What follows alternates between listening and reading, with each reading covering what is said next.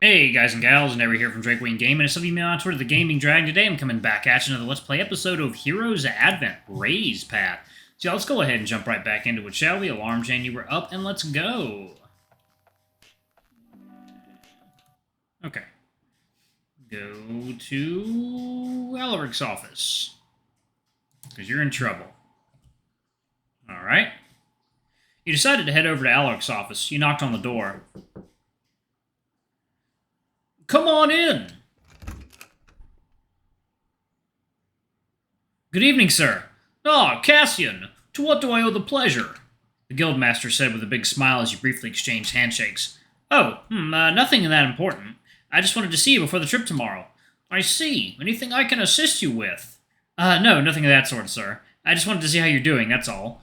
Ah, how thoughtful of you. But as you can see, I'm still good old Alaric. I'm glad to hear, sir. If it's the city's safety that you're worried for, then there's no need. Now that Alissa is here with us, our foe will have to think twice or thrice before striking again. That's true. Her showing up here really helped with people's morale. Indeed, though there might still be skeptics amongst us, that much is a given. Yeah. Actually, speaking of which, how does the investigation go so far? Ah, that one's still a work in progress, I'm afraid. Tobias is currently tasked with the investigation, as Maxwell will soon be absent. You might still be at the harbor right now as we speak. Ah, yeah, I did run into him there earlier.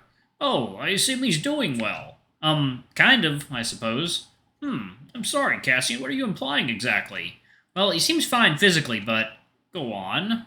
I think he's dealing with some emotional matters, some personal stuff. I see. This I am not aware of, though I assume he must have told you something, hasn't he? Somewhat, yes. I feel like he has some relationship problems with Max. Maxwell. I suppose that would make sense. Tobias had spent a lot of time on duty with him. Is there truly bad blood between them? Oh, no, sir, not in that sense. Maybe a bit of a misunderstanding. Though he did ask me if I could step in between to help them resolve this. I agreed, but I won't do the talking for him. I'll back him up if it comes to that, but he needs to speak up for himself about this matter. Is that so? Sir, please don't confront him about any of this. Because if even you aren't aware of this, I guess it must be something really personal for him. Very well. We'll not press him on this matter. I trust that you can all resolve this amongst yourselves. Hopefully we can, sir. Good. So, why do you ask about him, sir? I suppose it's quite an open secret to you at this point, Cassian. But Tobias is my family, and family is the second most important thing to me next to the well-being of this city. Though, as a father, I regret not having done more for him during our earlier years. Oh. Now, where were we? Ah, yes, about the investigations. I'm afraid we haven't uncovered any new lead after the last ones your team submitted. The Gardener Association knew nothing about the infected fertilizer, and the location sourcing it has been completely left in the dust. So they wiped all traces of their activity. Precisely, though that doesn't mean we can focus on the city's safety as our perpetrators turned tails and fled.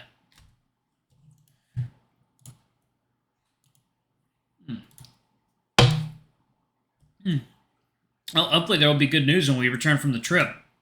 Like I said, trouble yourself none, Cassian. I'd say you'd better prioritize your training on your heroic path. Leave the defense to the rest of us. I guarantee you there will be good news once you return. You can count on us. Yes, sir. Oh, also, Alexander gave me this new device earlier, Alaric said, pulling what looked like another identical crystal phone from the side of his desk. I believe with this we can communicate with each other if needs be. Oh, yeah, that's a phone, sir. We can use that to talk to each other over the distance. Such a marvelous piece of technology. Is it truly something common where you came from, Cassian? Yes, most people back there use phones to talk to each other across the world. And to think you've had a helping hand in Alexander's invention. I must thank you personally, Cassian. Ah, you're too kind, sir. Alex did most of the work, not me. I see.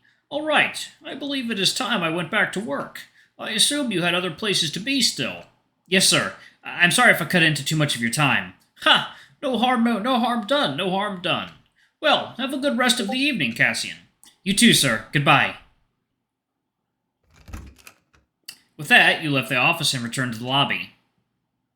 Where do you want to go? Let's go to Alex's lab. Bang some strange... No. You decided to head over to Alex's lab.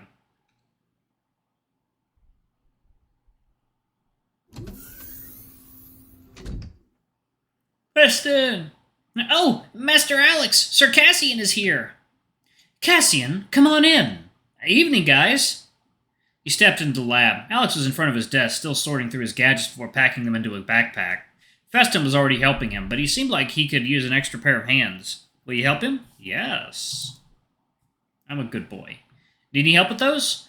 No, I'm fine. I'm just going through the tools I wanted to bring. Ha, he said as he walked to his shelf to pick up a gadget, but it was so heavy he couldn't exactly lift it up properly. Here, let me help. It was indeed very heavy. With your combined strength, you managed to move it over to the workbench. Phew! Thanks, Cassian. You good? I'm okay. Huh. But for Maker's sake, why are all the tools still so damn heavy? I suppose I'll have to think about optimizing them even more in the future. Huh. You could do that? Yeah, I mean, maybe not as much before. But thanks to you and your phone, I may have figured out a way to reduce standard issue gadget sizes and improve their handling even further. That sounds awesome. Bet a lot of people would love that. As they should. Oh, right. Now that you're here, help me lift some of the other stuff too, would you? Oh, sure. You then spent a moment to help Alex sorting through the rest of his devices. Festin seemed to have left the lab at some point. Afterwards, you said goodbye to Alex as he went back to the desk to crunch some numbers. On your way back, you noticed the mouse seemingly wandering around.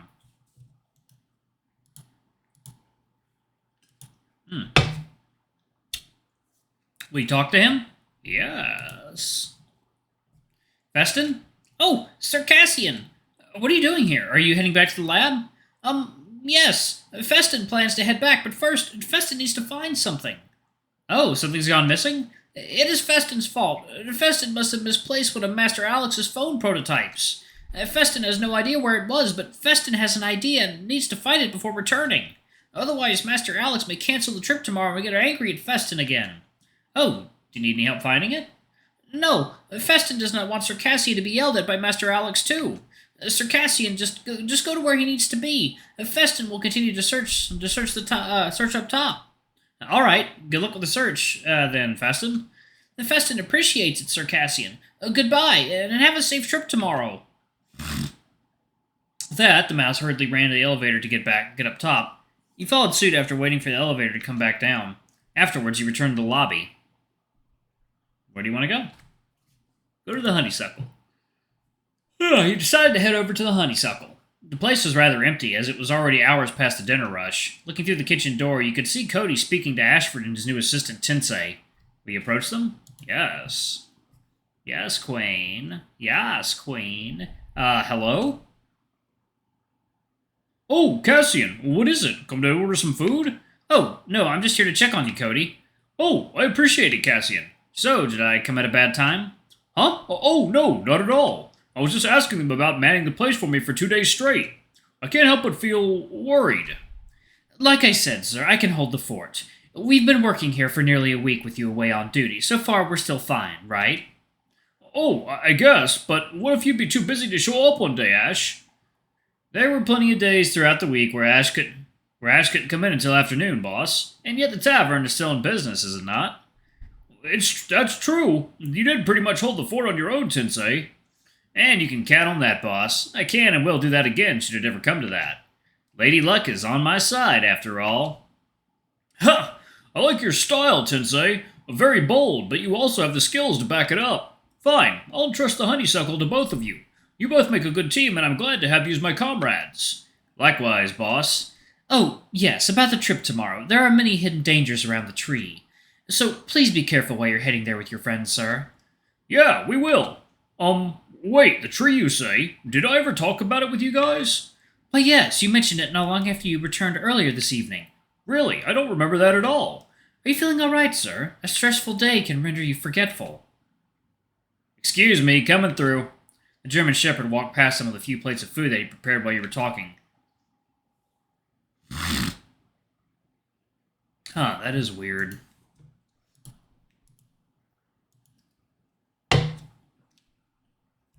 He shot you a rather strange look then at the snow leopard, but before you could ask him about what that was all about, he'd already left the kitchen. I guess I kind of forgot, huh? That's no good. I was not supposed to talk about that. Sir, didn't you say you trusted us? It would be fine for us to know about where you're going, right? I guess. Huh, well, whatever. I did say I fully entrust the tavern to you guys. I should probably go prepare for tomorrow. You should, sir. I will handle the rest of the shift with Tensei. Sounds good. Can you lend me a hand for a bit, Cassian? Sure, why not? You then helped Kody preparing and packing the ingredients he wanted to bring. There were also lots of crates to move around to keep Tensei and Ashford supplied while running the tavern. After the two assistants left, he helped Kody prepare some last-minute ingredients for tomorrow's breakfast, which turned out to be pancakes, apparently. Eventually, you helped him clean up after all tasks were finished, and went back to the lobby after saying goodbye. Where do you want to go? Go back to the room. You decided to turn in for the day. You took a long shower and briefly prepared for bedtime.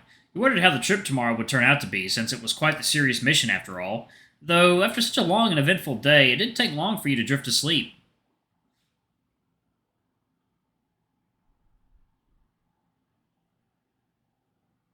When you came to, you realized you were in the void once again.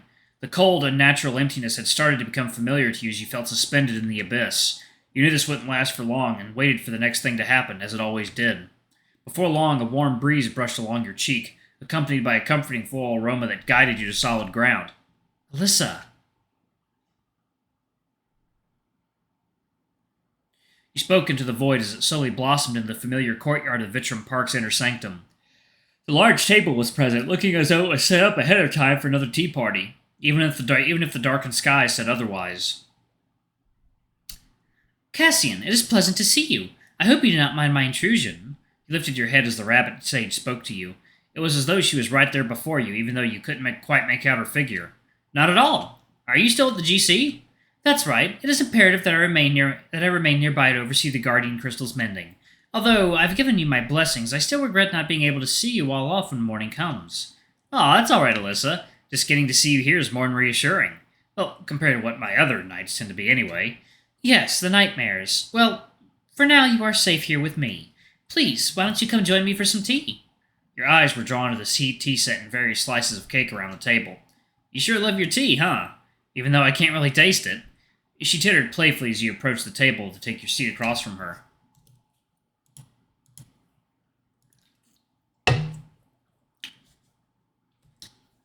That much is true. It is a little more than a formality, however. With all the commotion between the crystal's condition, your newly awakened powers, and the active threat to our hearth and home, there is little time to enjoy a cup of tea with good company. Her tone wavered toward the end as the weight of her disappointment were communicated directly to you. I understand, ma'am. Every day does feel like it's such a rush. I've had fun, of course, but it would be nice to be able to slow down a bit. Slow down? You're much too young to be considering such things, wouldn't you say? Well, when life is a hurricane, you do learn to appreciate the calm before the storm. I see. If only your companion felt the same way. Ray definitely loves taking breaks in the Sky Garden. I'm sure he knows all about it. How is the garden? I haven't had the time to visit it yet. It's lovely. I'm sure they'd be happy to see it again. So you cannot summon them like you can me? I could, but that can become quite perplexing for them. They cannot comprehend what they see here. Only those like you or I can traverse these landscapes with our consciousnesses intact. Oh, that's a shame. Out of habit, you reached out to the cup of tea mid-speech, bringing it to your lips as you gingerly took a sip. You were rather taken aback, as you could feel the tea go down your throat, though the flavor and temperature were non-existent. So, tell me, how has the Academy treated you? Have the boys treated you well? Ah, well... You regale her in the brief recap of the last week you had spent with Ray, helping them out with their routines, preparations for the festival, the encounter with Linus, and the preparations you had made the day before for the next morning. My, you have been kept quite busy since arriving. I have been able to enjoy some rest between everything, though, even if it has gotten interrupted by a lot of things. I see. And have you come to like it here in Crystal Coast?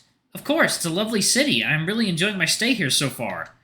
Enough to want to live here? Live here? If we didn't have to worry about the nether beast, absolutely. She paused, a pleasant smile on her lips as she seems to consider something. Alissa?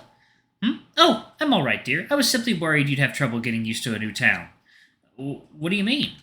Well, I don't know what your world must have been like, but I'm certain it must have been easy to be somewhere so different. I guess so. It's not that different from my world, actually.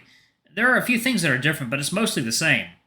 Does this mean you've also lived in a coastal city? Oh, no, I lived in a city inland. I see.